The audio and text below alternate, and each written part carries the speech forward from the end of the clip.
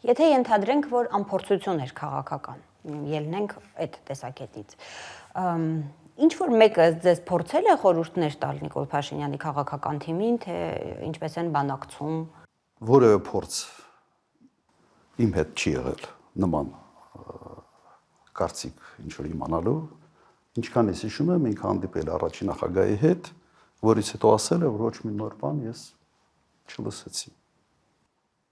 Չեմ կարծում, որ ինքը ընդհանրապես ընդունակ է խորհուրդ լսելու։ Չեմ կարծում։ Ամենից անհասկանալի կետը ինձ համար հոկտեմբերի 18-ին, թե 18-19-ին,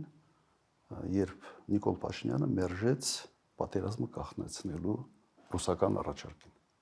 Ադրբեջանը համաձայն էր եւ Նիկոլ Փաշինյանը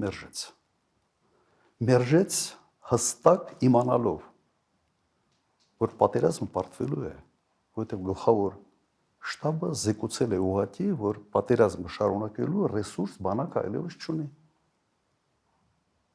Կար այդ զեկույց եւ դա հանրային հայտնի փաստ է։ Բայց ինքը որոշում կայացրեց պատերազմը շարունակելու։ Եվ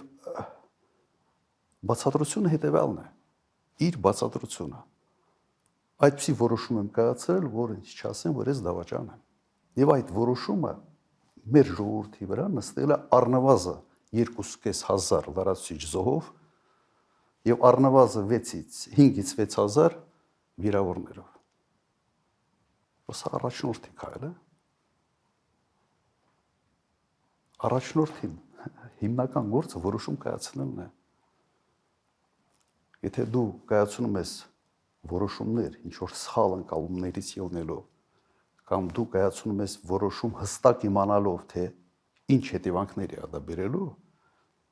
եւ այնուամենայնիվ կայացնում ես այդ որոշումը, իմ ինչ ասեմ։